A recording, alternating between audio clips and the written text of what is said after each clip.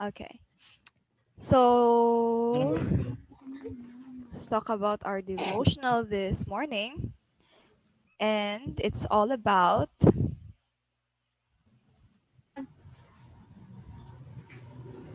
wait for a while. Oh, yeah. It's all about honesty.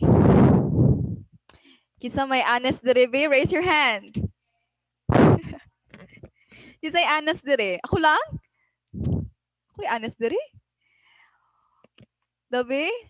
So, oh, who is this? Ah, si Zayan Marcos is honest. Honest ka, Zayan Marcos? That's good. Who among you here have never told one single life? I mean, one single lie ever since birth? Nang wala, dyan nakapangatik.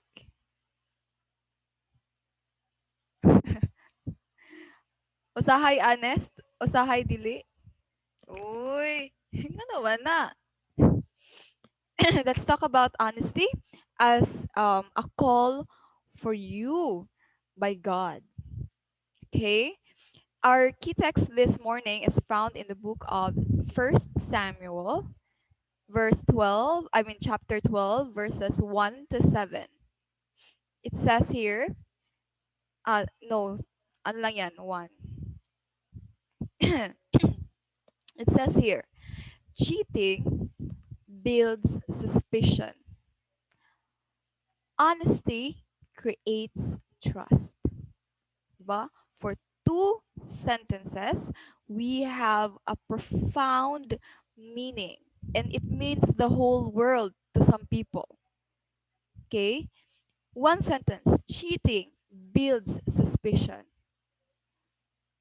Honesty creates trust. A lot of people today, a lot of families are broken because of cheating. A lot of relationships are being broken because there's no honesty, there's no trust. So, by these two sentences can mean the whole world to other people. Okay, let's read our devotional. Okay, let's start by a man who is talking to the clerk at the counter. He said,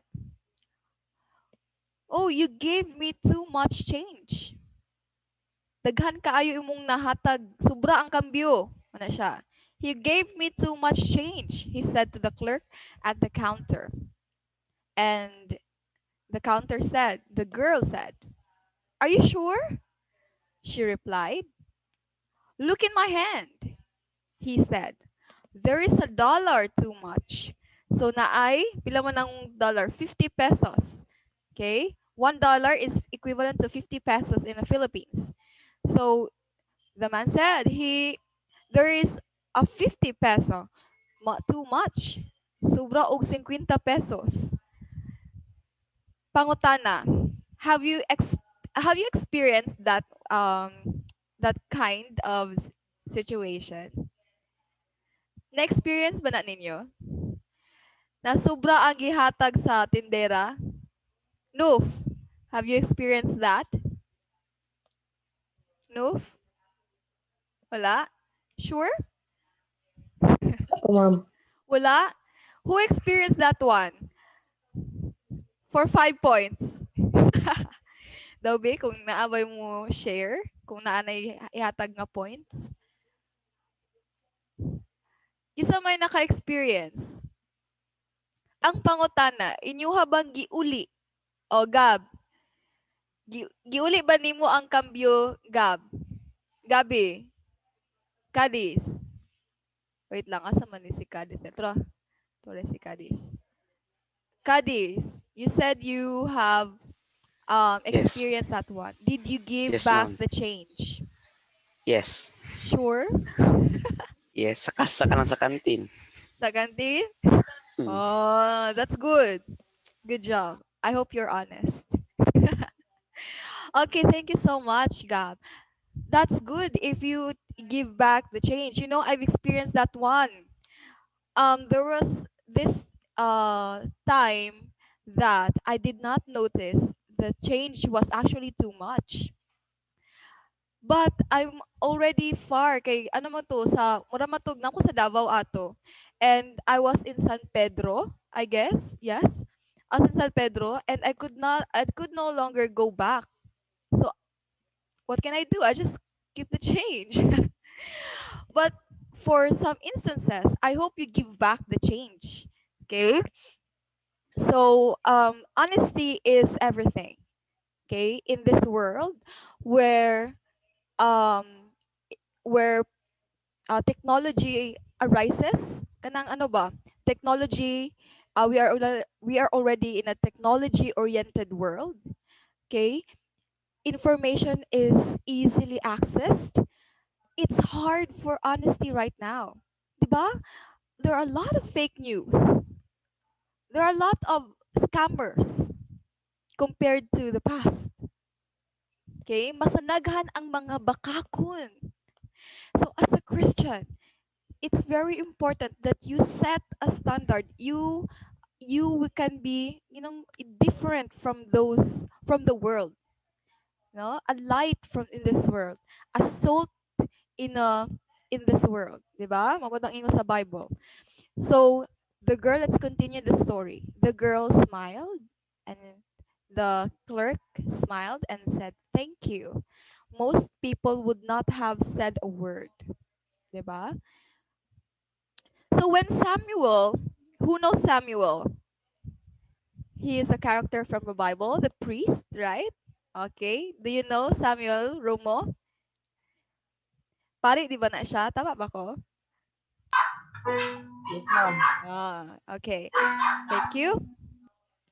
So when Samuel stepped down as a leader of Israel in favor of King Saul, sorry, the people were impressed by his honest leadership. Okay? In his position, he had never accepted bribes. That's why Samuel was called a friend to God. Okay? On February 19, there's another example. On February 19, 1996, a train ran out of control in New Jersey. Meaning, dili na mag-break ang train. Kaila man mo train, no? Although we don't have trains here in Digos or in Mindanao, I hope you know what is a train. Okay. So, a train ran out of control in New Jersey, that's in USA, crashing into the side of another train at a crossing. So, may dalawang train nag-cross, ana siya da, ana man na, straight lang na siya, it's parallel. However, this one train ran out of control and so it crashes to the other train, to the other side. Both engineers were killed and 158 passengers were injured. An investigation revealed that the engineer who ran the red signal was going blind from diabetes. So, nagka-problema di ay sa signal. Okay? May, ana siguro to sila crossing ba? Crossing siya. So, dapat mag-signal og red para mag-stop ang isa ka train para moagi ang isa. Kaso, nagkamali ang kaninga engineer because he suffered from diabetes and um I mean one effect of diabetes is mabuta. Okay? Mawad-an og pananaw. So he knew this for 9 years. The engineer knew this for 9 years, but both he and his doctor kept his medical condition. Mm. Why? Because because of money. Dako kayang sweldo ang engineer. Nya, kumanula siya trabaho tungod na siya diabetes. But what was the result of his action? 158 passengers were injured and he died. both engineers from the uh from the two trains namatay, 'di ba? It cost his life and it cost the life of the other engineer who was innocent, who was honest. Nangdamay pa siya. So he kept his medical condition on his yearly report. The company doctor failed to report the engineer's diabetes, and so kung katong kailangan niya eye surgery, he wasn't able to file an insurance. So nakagasto pa siya dako. Okay, so the truth was kept a deadly secret. It says from Proverbs 12, verse 22, the Lord detests lying lips, but he delights in men who are truthful.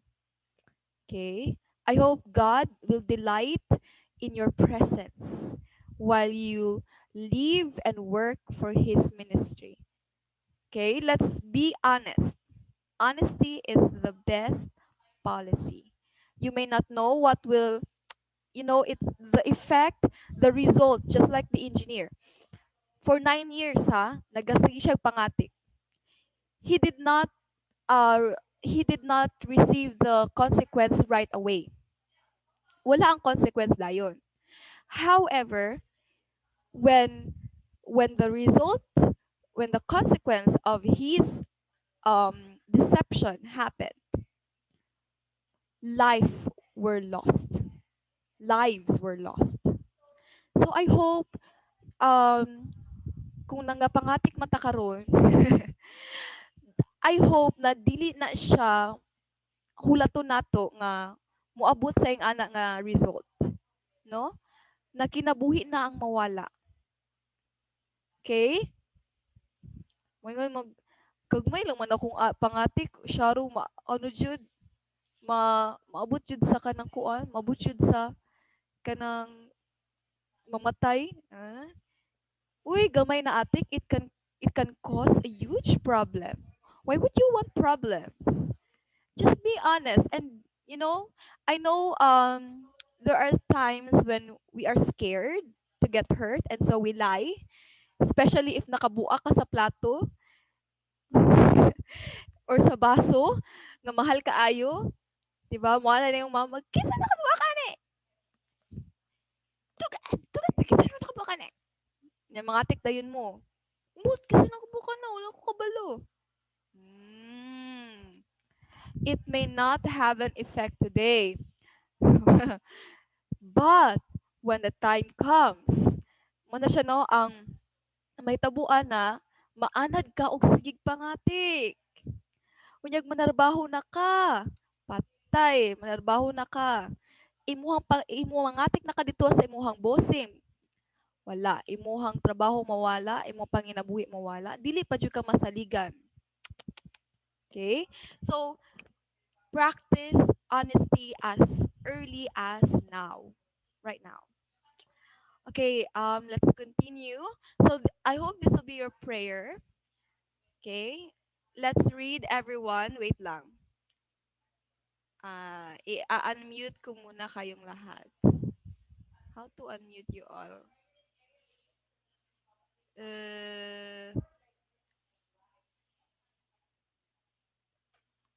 Ayun.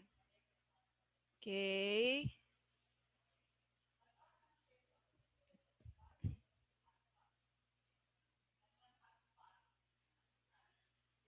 Ay. Allow participants to rename. Mute. Allow. Ask all to unmute. Okay, yan. Okay, everyone. Let's read this prayer. Heavenly Father, Heavenly Father, give me the courage to tell the truth. When I fail, correct and Forgive forgive me. correct. In Jesus' name, amen. Amen. Amen. Yes, amen. Okay, thank you so much. Ako sa mong Doing i-mute tanan. activities now that somehow damage these natural resources. Uy, madunggan to ninyo. I guess, dili naga-effect ako ang So, ito pag... Tara. Okay. Alright. So, let's continue now. After our devotional, you will answer these questions. Number one, what do you understand in the saying, honesty is the best policy? Why it is the best policy? Explain that one. Then, number two, do you think honesty is important as a Christian? What will happen if you are not honest? Okay, write it down. That's all for your devotional sharing. After that you will be reading a story, The Fence by Jose Garcia Villa. Read that one. Should we read this? We still have time, right? Okay, let me read it to you so that I can also explain. Okay? The story started. They should have stood apart, away from each other. Those two nipa houses. So if you notice, there is a person who is a spectator of of how the story happened, right? Murag na ay third party. The story, the story was were about two families.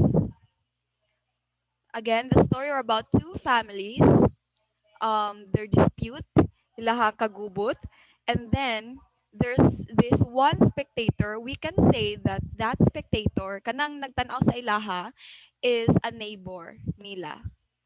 Okay? So, ayo sa katulog Marcos Romo, sayo pa kay sa buntag, katugo na ka. Magsugod pa gani kung basa sa atong story. Okay. Let me read again. Again ha, naay nagtanaw sa ilaha. There is one spectator. Okay. So, the spectator said, they should have stood apart, away from each other. Those two nipa houses. You know what is a nipa, right? Kanang payag. Uh, he continued, there should have been a lofty, impenetrable wall between them. So katong duha ka balay, ana siya, dapat naatoy gahi kaayo nga wall between ato nga balay. So that they should not stare so coldly, so starkly at each other. Coldly and starkly, grabe jud. So, kanang kabantay na mo anang, experience that kind of stare nga mura kag mahadlok, intimidating. Yeah. Just staring, not saying a word, not even a cruel word. Only a yard of parched soil separated them, a yard of brittle, crusted earth, with only a stray weed or two to show there was life still in its bosom. They stood there on the roadside, they two alone, neighborless, but for themselves. So, meaning, lagyo ang ilahang balay. Benga naman sa bukid. So, ang setting di ay class is kanang rural area where only a few people live. And then there's these two people who is close to each other. So ilang balay kay duol. Although after ana nga duol nga balay, lagyo na din kayo ilang mga silingan. So and they were like two stealthy shadows. Stealthy shadows kanang magbinantayanay lang na each avid to betray the other. Queer old houses. So brown were the nipa leaves that walled and roofed them that they looked musty, gloomy. One higher than the other, pyramid roofed. Na. It tried to assume the air of mastery, but in vain. So, according pa siya ha, mas taas ning isa ka balay, pyramid roof, and ginatry niya nga murag ganig kanang mas hari-hari, ana ba? But in vain. Kay daan man siya. So, wala gihapon, di gyapon siya hari-hari tan-awon. Let me continue. Super creepy? Not really. Just gloomy lang siya, kanang something lifeless. Ana ba? Lifeless, walay kinabuhi nga balay, nga balay. So, for though the other was low, so the other house was low, wine bent, oh, okay, supported without by Ludwig's bamboo poles against the aggressiveness of the weather, it had its eyes to stare back as haughtily as the other. Windows as desolate as the souls of the occupants of the house, as sharply angular as the intensity of their hatred. Grabe kay siya og kanang description ba. But all in all, kani siya nga balay is mas dako and kani siya nga balay is gamay. Ana lang siya. So let's continue third paragraph. From the road, these houses feared no enemy. No enemy from the length, from the dust of the road. They were unfenced. So, kani sila nga balay, walay kural. Okay? Wala sila kahadlok sa kalaban. Wala sila kahadlok sa mga kawatan. Okay? They were unfenced. Walay kural. But of each other, they were afraid. So, sa atubangan sa ilahang balay, walay kural. Pero sa ilahang isigkiliran, na ay kural. Because of each other, they were afraid. There ran a green house-high bamboo fence through the narrow ribbon of thirsty earth between them. So between them, na ay green. Green ha? Green ang color sa bamboo. House-high bamboo fence. So between them, so example, this is the house. Let's draw, okay? Makita na ninyo ako ang kuan class. Very amazing drawing. So this is now the house. Triangular. Ana. Mas taas na siya. Kanina yun ang isa ka balay. Na mas gamay na siya. Sila ang tapad nga balay. So between them, there is this kural. Na bamboo ha, bamboo. Kabalo mas mag bamboo no? Na nakakural na siya nga bamboo, green bamboos. Okay, that separate these two houses. Okay, proclaiming that one side belonged to one house. This side belonged to this house. And this side belonged to this house. The other side to the other, and to it alone. Let's continue. So that's how it is.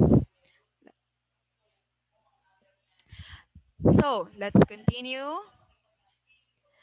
Formerly, there had been no bamboo fence. So sa una, wala to siya'y kural sa tunga sa ilaha. There had been no weeds. Okay, when you say, it's like with the weeds here, kana siya, the weeds here is a symbol of their strife. Okay, a symbol of their anger towards each other. Diba? So there had been no weeds. Wala pa'y kagubot. There had been 2 rows of vegetables, one to each house, and the soil was not parched but soft and rich. So inatiman ang yuta ato na time. But something had happened, and the fence came to be built. And the vegetables that were so green began to turn pale. So ang mga gulay nagkamatay. Then paler and yellow and brown. Nagkaanam siya kamatay, meaning wala na giatiman. Those of each house would not water their plants. Because kung ilahang kuan i-water, ilahang atimanon, would not the water would spread to the other side and quench to the thirst of pechay and mustard, not theirs? Agoy. Kay kung ilahang atimanon, maapil maputo og katiman tong pikas balay. So little by little, the plants had died, and soil had cracked with neglect on both sides of the fence. Nagkagrabe ilahang pride. Sa nagagrabe ilahang pride, nagkamatay ang mga tanong. Nagkatubo ang mga sagbot, o nagkataas ang kural. Okay? Let's continue. Two women had built that fence. Two tanned country women. So imagine tong mga nasa bukid na mga babae, mga tanned siya. So meaning itumun. Okay? Two tanned country women. One of them had caught her husband with the other one night. And the next morning, she had gone to the bamboo clumps near the river Pasig and felled canes with her woman's strength. So, nagdala na din siya ng bamboo. After niya, nakita ng iyahang bana sa pikas nga balay. Pagkabuntag, nanguha din siya og bamboo clumps near the river Pasig. And with her woman's strength, brought it. She left her baby son at home. Biyan niyang balay. Ang iyang anak sa ilang balay. He did not the little cries. And one by one, that hot afternoon, she shouldered the canes to her home. She was tired, very tired, yet that night she could not sleep. And so when morning dawned, she rose and went back to the back of the house, and began to split the bamboos. Back, back. And her husband noticed her, but said nothing. Kani siya nga statement. Her husband noticed her, but said nothing. From this statement, we can think that the husband no longer loved his wife. And so, what could happen? Nakita niyo siya sa pikas balay, di ba? Sa ato pa, na ay affair, na ay kabit ang bana. And Aling Biang knew it already. And that's why she was so angered. She was so angry, sorry. She was so angry with that husband, with what his husband did. And she was so angry with her neighbor. Okay? So that's why she turned her anger to the fence. Iyahang kuralan. Aron di na niya makita ang iyahang silingan. So by noon, Aling Biang was driving tall bamboo splits into the narrow ribbon of yard. Puk, puk, puk. Sounded her crude hammer. When her husband asked her what she was doing, she answered, "Lugos man kadira." Si Aling Biang, "Nagpanday ko og kural. I am building a fence." "Ngano man? What for?" he asked. "Kailangan nako ang kural. I need a fence." And then, too, even Aling Sebia. So, what is the name of the other girl? Siyang silingan? What is the name? Okay, Aling Sebia. So, we have now Aling Biang and Aling Sebia. And even too, Aling Sebia, the other woman, a childless widow. Namatay na dayang bana. So, wala siya anak. Asked inoffensively, "What are you doing, Aling Biang?" Then si Aling Biang, "Nagpanday ko kural. I am building a fence." "What for?" "I need a fence, Aling Sebia. Please do not talk to me again." Hala, maldita kayo si Aling Biang.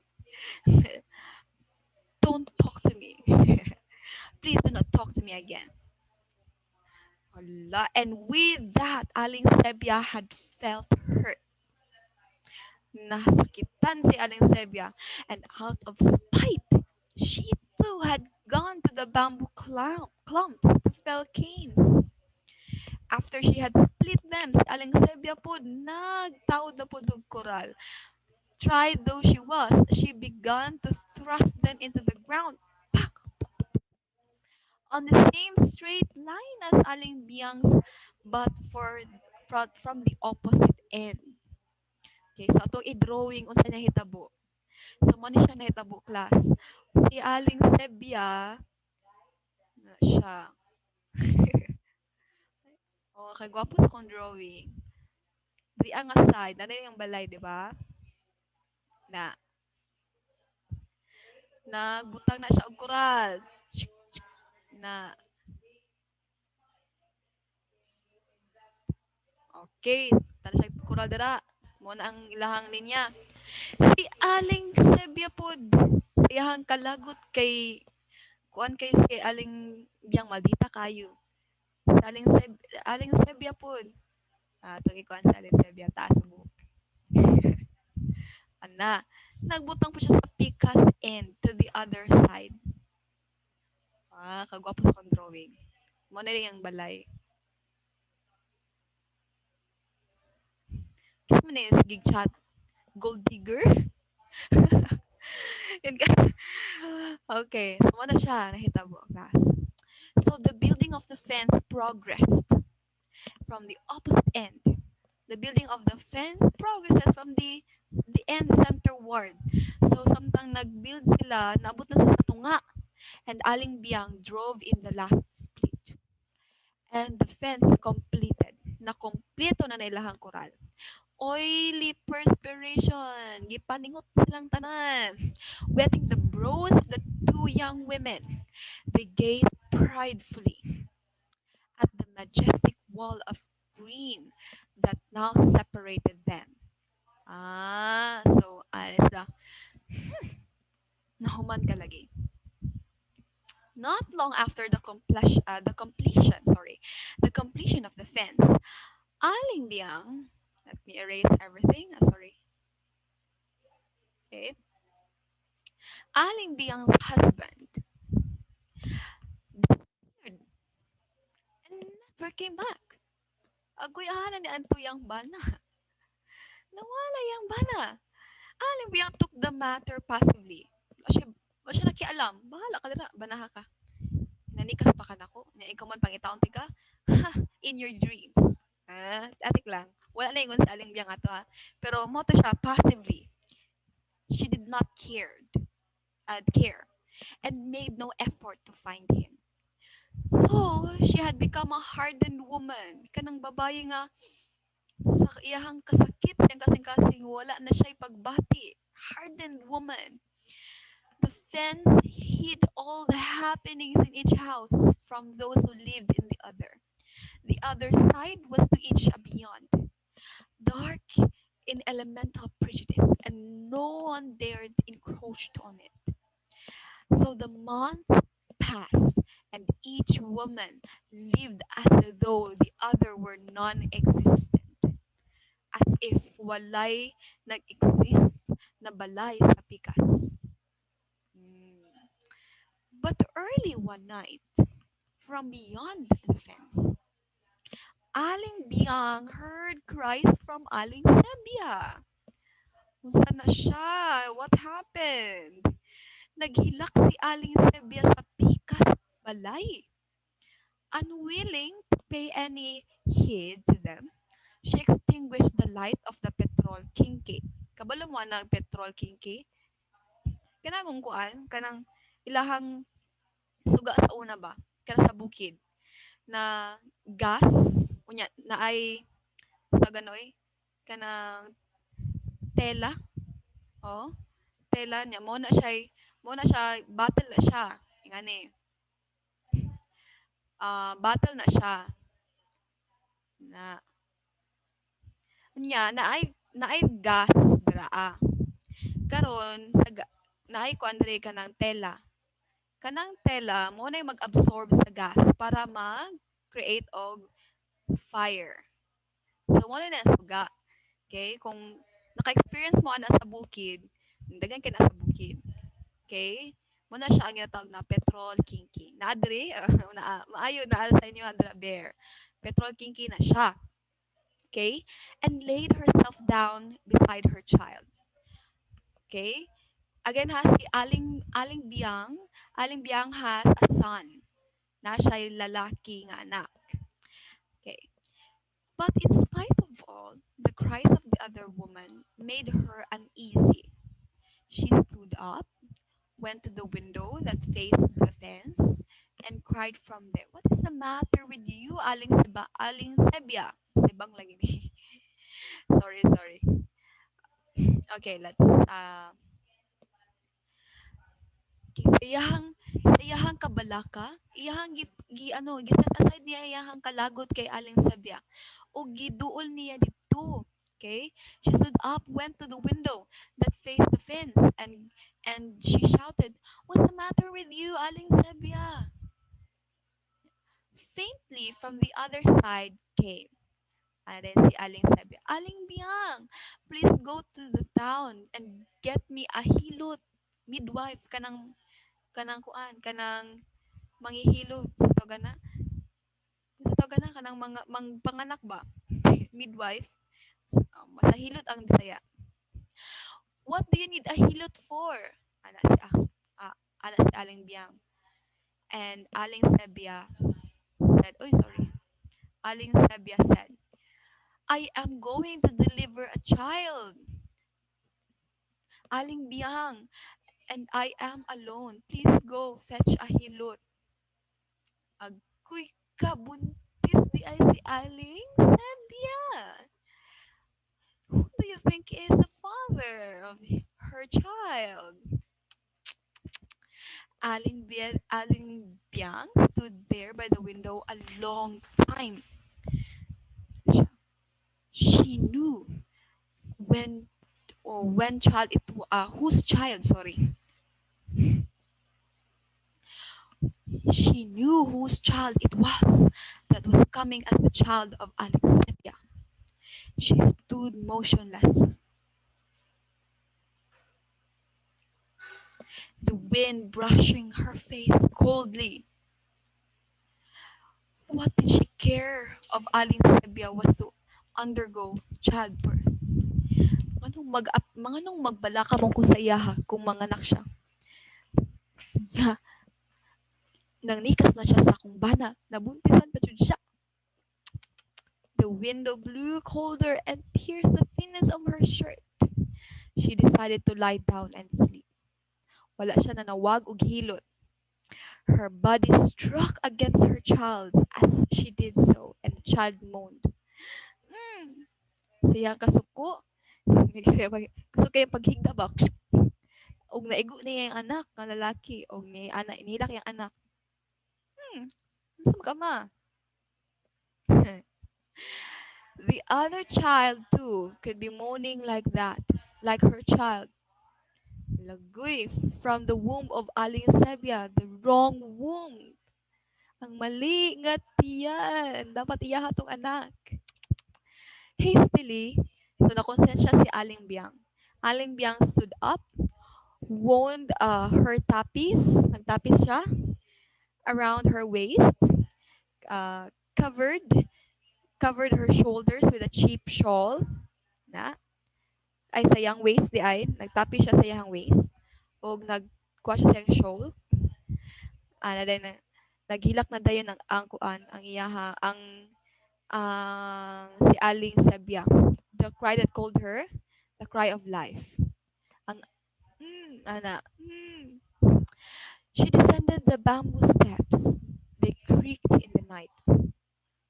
The fence grew moldy and inclined to one side. The child of Aling Biang grew up into a sickly boy with hollow dark eyes and shaggy hair. Okay. So nanganak na si Aling Sebia. O ninako na sila, ang mga anak nila na nagko na. And the child that was born to Aling Sebia grew up into a girl. A girl with rugged features. A simian face. Kung yung kag simian face, bati og nawong. And a very narrow bro. So, imagine na, lapadon og nawong, tapos, ah, mipis kag kilay, na murag walay kilay, and rugged features. Di gid siya gwapa. Okay, mo na ang description sa nagtan-aw sa ilaha. Ito, nagtan-aw sa ilaha nga neighbor nila. But not a word had passed across the fence since that night. Not a word were heard. Okay? The boy Iking was not allowed to play by the roadside. For if he did, would he not know where we're on the other side of the fence? So gikulong sila. Walay pwede maglaglag. For his realm, for Iking, si Iking ang katong anak ni Aling Biangha, itong lalaki nga masakiton. For his realm, he had only his home and the little backyard. Sometimes he would loiter along the narrow strip of the yard beside the fence and peep, musilip, and peep surreptitiously through the slits of the bamboo. And he could catch glimpses of a girl, dark complexion girl. Dark complexion, guys. Ito mo. Lain na po aning author. Uy nga. Ibati mo gini ang babae. Siya babae. Dark, ito mo nga babae. Dark complexion. Flat nose on the other side. Flaton pa dyan yung ilong. She was an ugly girl. Even uglier than he was. But she was full muscled and healthy. Okay? As he peeped, okay. As he peeped, his body, like a thin reed pressed against the fungus canes, would be breathless. That flat-nosed girl intoxicated him. Naka-crush siya, class. Diba? Looks do not matter, Jude, Sophia. Naka-crush ko siya. His loose architecture of a body, so that it pulsed, vibrated cruelly with the leap in his blood. So, na ano siya sa babae na amaze siya. Kay, unlike siya ha, payat diba siya? Payat, masakiton. Ang babae healthy, unya, full muscled. Mm. The least sound of the wind against the nimpa wall of their house would startle him, as though he had been caught. Surprised in his clandestine compassion, a wave of frigid coldness would start in his chest and expand until he was all cold and shivering. Watching that girl only intensified his loneliness. Watching that girl of whom he knew nothing except that, form from them, it was not right to know each other. Kuy ka. Karun nga nag... Shh, quiet, be quiet. Dili ta mo pa chaton ron. Sige, sige. Stop na chatting, be. Okay ha, just listen. Mark and Joanne, please. Tama na. No more ano ha, chatting ha. Okay.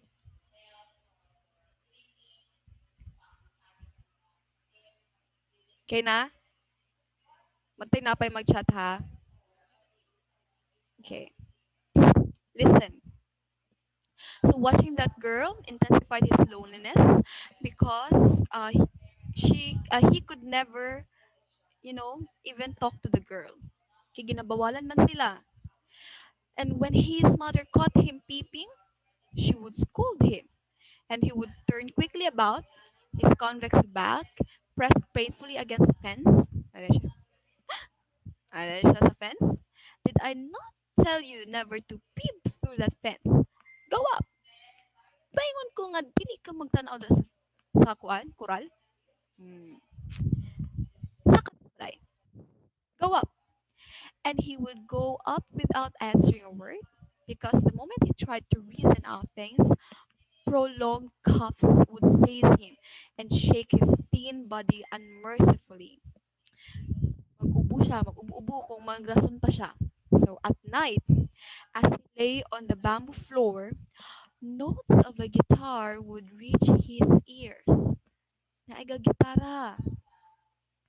Anhi ako diri sa balay. Char. Okay, example lang yan. So the notes were metallic, clanking. Ay, di nga to kanindot. Metallic siya, clanking. Tang, tang, tang, tang. And at the middle of the nocturne, sa gabi they stopped abruptly. Who played the worker's notes? Isa magtungkuan, bati kayo ginatarahan. Who played the only music he had ever heard in his life? And why did the player never finish his music? And lying beside his mother, he felt he wanted to rise and go down the bamboo steps to the fence, old forbidden fence, and see who it was that was playing. But Aling Biang would steer and ask, "Are you feeling cold, Ikain? Here is the blanket." Wala na yung mama. Poor mother. She did not know that it was she who was making the soul of this boy so cold, so barren, so desolate. King ano, di magud niya ipa gawasing anak. Ay, lacks warmth. The boy lacks friends. Okay. And one night, after Aling Biang had prepared his bedding beside her, Iking approached her and said, "I will sleep by the door. Nanay, I want to sleep alone. I am grown up. I am 15." He folded his mat and tucked it under an arm, carrying a kundiman case pillow in one thin hand, and marched stoically to the place he mentioned. Nagpaduol siya sa may bintana kay aron mandunggan niya ang gitara sa babaye. Ay, naku. Lahir gyud yung mga boys ma-in love, uy. Gagawin ang lahat. So when the playing of the guitar came, he stood up and went down the stairs and moved towards the bamboo fence. He leaned against it and listened, enthralled to the music. Grabe guys. Amazed kay siya sa music for the first time. Nakadungog siya o gitara nga click, clack, clack, clang, clang. When it ceased, he wanted on and na po yung nag-chat.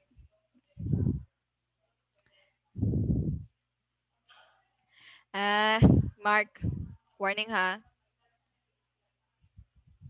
I said do not chat anymore. Just listen. All right. Okay, again, he leaned against it and listened and thought of the music. When it ceased, he wanted to scream and protest. Gusto siyang, "Wanang, wangka, ayaw wanang." But a strangling cough, ubuhunda yun. He choked. Yet his neck craned and his eyes strained to see who had been the player. And his lips did not move, but his soul wept. It is she! Ang katuday itong babae. And he wanted to hurl himself against the fence to break it down, but he knew that even that old mildewed fence was stronger than him. Stronger than the loneliness of his soul, stronger than his soul itself. Puk, puk, puk, puk, puk, puk, puk, puk, puk. Kamata si Iking. The boy Iking, pallid, tubercular. Na siya tuberculosis, TB, na siya TB, ubuno siya. Watch his mother with sunken, hating eyes from the window. She was mending the fence. Agoy, giayo sa iyang mama ang kural. Because now it leaned to their side and many of the old stakes had decayed. She substituted fresh ones for these until finally among the weather-beaten ones rose bold green splits like stout corporal among squads of unhealthy soldiers. Yawag siya description na. So, nanay mga green, or gahi kaayo, masyag ka ng kuan ba, general sa mga siyang general sa tanang soldiers. Unhealthy soldiers, ba jud? From the window, the boy Iking asked nervously, "Why do you do that, mother? Why? Why?" Para din, mama. It needs reinforcing. Why? Why? He exclaimed in protest, and his mother stopped hammering. She stared at him cruelly. "I need it," she declared forcefully, the veins on her forehead rising out. Nanggawas iyang ugat. "Your mother needs it. You need it too." A king cowered from the window. He heard again. That night, no playing came from beyond the fence, and Iking knew why. Titis ka, Iking. Nasakiton nga Iking. 18-year-old bony Iking. Payat kaayo nga Iking. Lying ghastly, pale on the mat all the time. Lala siya sa ilahang salog, nagsigig higda.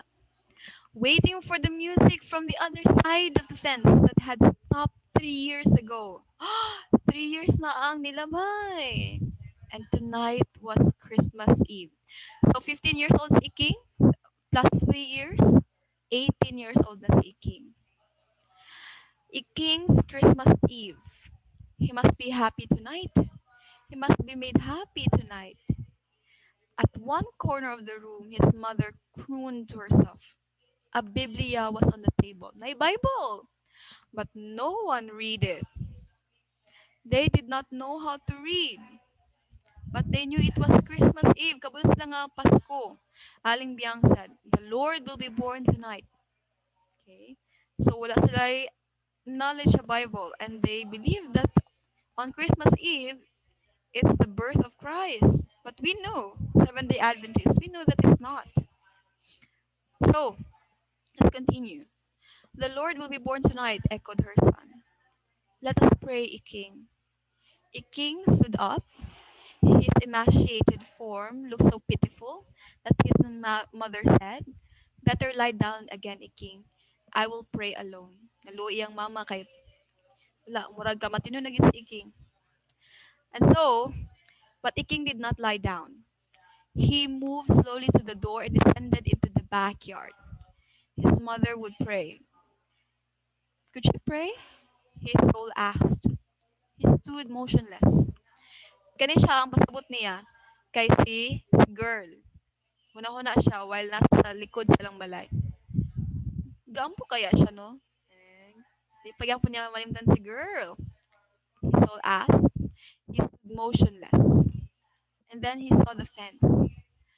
Fence that his mother had built and strengthened to crush. He ran weakly, groggily to it. Dagan siya, allured by its forbidding, crushing sternness. He peeped hungrily between the splits, and she saw her. He saw that she heard. Her ugly face turned sharply to the fence that separated him and her. He wept. He had spoken to her. Ay, ano dito siya? Nanaday siya sa babae. "Play for me tonight." Nakahilak siya kay for the first time, nakastorya na yun siya sa babae. He had spoken to her for the first time, for the first time. He laid himself down as soon as he was back in the house. He turned his face toward the window to wait for her music. He drew his blanket closer around him so that he should not feel cold. The moonlight that poured into the room pointed at his face, livid, anxious, hoping, and at a little wet red smudge on the blanket where it touched his lip. Nag-ubo na siya og dugo, class. Wet red smudge. Okay? Nag-ubo na siya og dugo. And while waiting for the girl's music, cicada sang and leaves of trees rustled. A gorgeous moon sailed westward across the sky. Dark-skinned bats occasionally lost their way into the room. A pale silken moth flew into flirt with the flames of kerosene kinkin.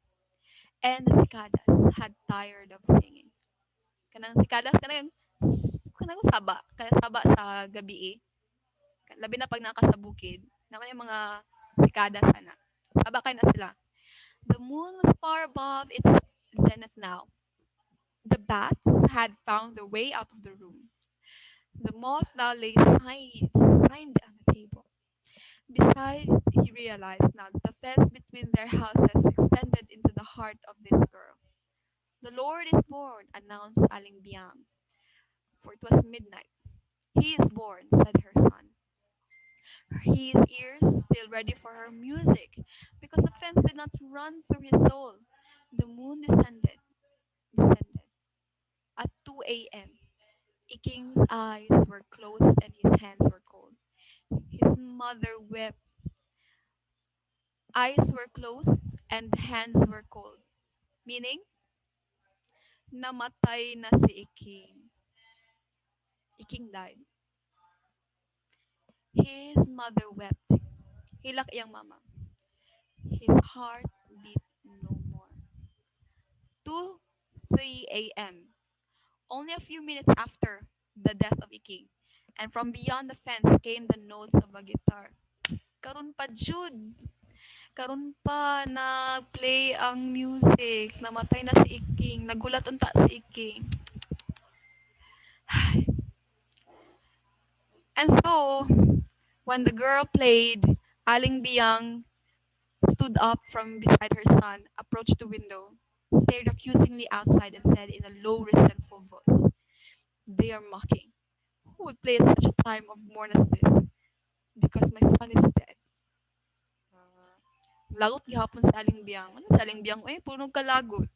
But she saw only the fence she had built and strengthened, stately white in the matutinal moonlight.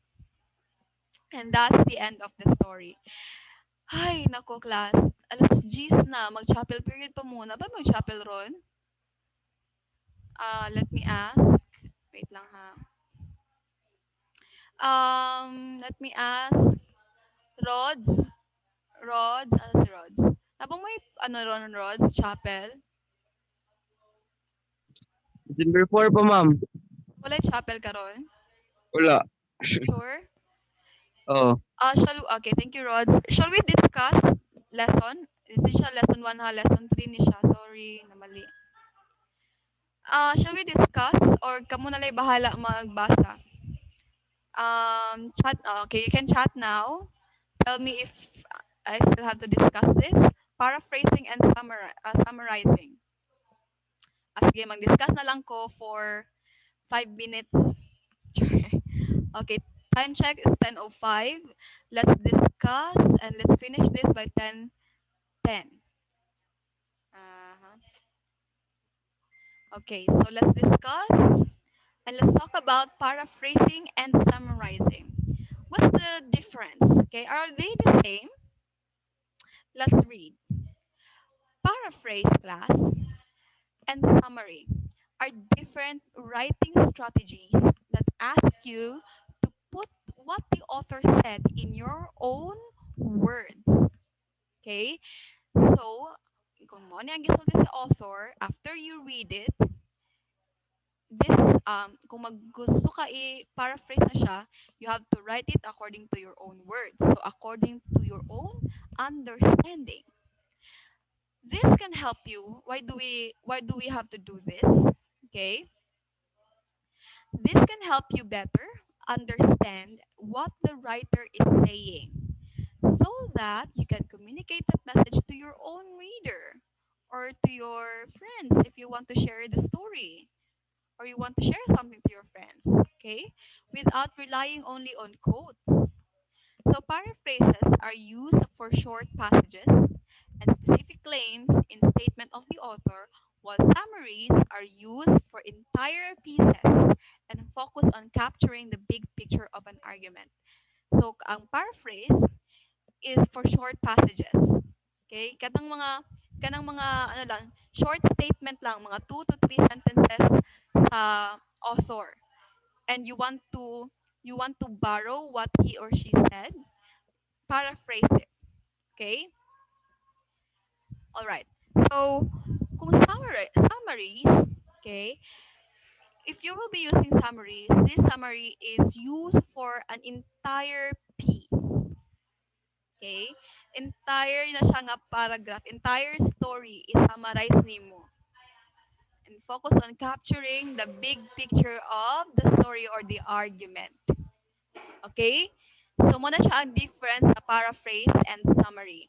Paraphrase is used imong i-translate in your own words ang 2 to 3 sentences from the author. Short lang. Short passages from the author. While summaries are for the entire piece, entire literature. All right? So, any question with the difference of paraphrases and summaries? No? Okay, that's good. So, let's discuss more about paraphrase. When you paraphrase using your own words, you are explaining one of the claims of your source's words, following its line of reasoning and its sequence of ideas. This is especially needed when you are doing your research. Okay? Sunod, when pandemic will end, you will have SIP, and Science Investigatory Project. Okay? And you will be making a paper, a research paper. And when you will make a research paper, to avoid copy and paste, because kung i-copy paste ninyo na dili pag inyo i-acknowledge ang inyong resource, may tabuan na nag-plagiarize mo. And when you say plagiarism, you are stealing others words, stealing others intelligence. Ah, and that is dishonesty. Remember our devotional this morning? Honesty. So one way to keep being honest, especially in this, in this technological base nga search lang ka sa search engine sa Google na naday na ra ang mga information. Nya imo atong gamiton sa imong research. Nya imong i-copy paste, wala na imong i-paraphrase. You are actually being dishonest. Okay, ha? That's a no-no class. Okay, so let's continue. The purpose of paraphrase is to convey the meaning of the original message, and in doing so, to prove that you understand the passage as well enough to restate it. Restate, ano lang nimo, usabon lang nimo og storya. Pero dili nimo kopyahon the same word per word. Okay? Dili nimo i-copy lang ang giingon sa author. But you are trying to restate it according to how you understand and according to your own words. So, let's continue. Your job is to uncover and explain all the facts and arguments involved in your subject. A paraphrase tends to be about the same length or a little shorter than the original statement. So, example. Muna siya example ha. Her life spanned years of incredible change for women as they gained more rights than ever before. Usaon mo na pag-paraphrase. Gatong sabton. Sabton gina nimo. Her life spanned years of incredible change for women. So iyahadang life, babae siya, iyahang life kay nag-span og taas kayo, span years, nagbag-o, incredible change for women as they gained more rights than ever before. So nagkadagan og rights ang babae. So how can we paraphrase this? Okay? Understanding this one, incredible change for women, nagtaas iyahang life tungod kay naay mga changes sa rights sa women. We can say, she lived through the exciting era of women's liberation. The same words ba? No. Oh, women gained more rights. We can say this one. We can shorten this one as women's liberation. Meaning, free na ang mga babae, equal rights sa mga babae. And her life spanned years of incredible change. We can say she lived through the exciting era. Exciting kay incredible change man. Okay? So that's paraphrasing. Another example. Giraffes like acacia leaves and hay, and they can consume 75 pounds of food a day. So man mo na pag-paraphrase. Ganahan daw ang giraffe og acacia leaves og hay. Hay is another plant. And they can consume 75 pounds of food a day. Paraphrase, we can say, a giraffe can eat up to 75 pounds of acacia leaves and hay daily. The same meaning? Yes. The same words? Not really. That is paraphrasing. Another example. Okay, there's another example here. Wait for a while.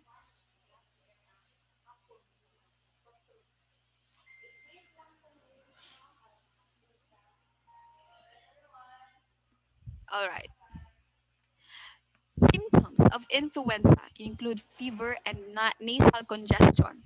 Kanang magpingot na nasal congestion. Paraphrase, a stuffy nose, dili na nasal congestion yung gingon.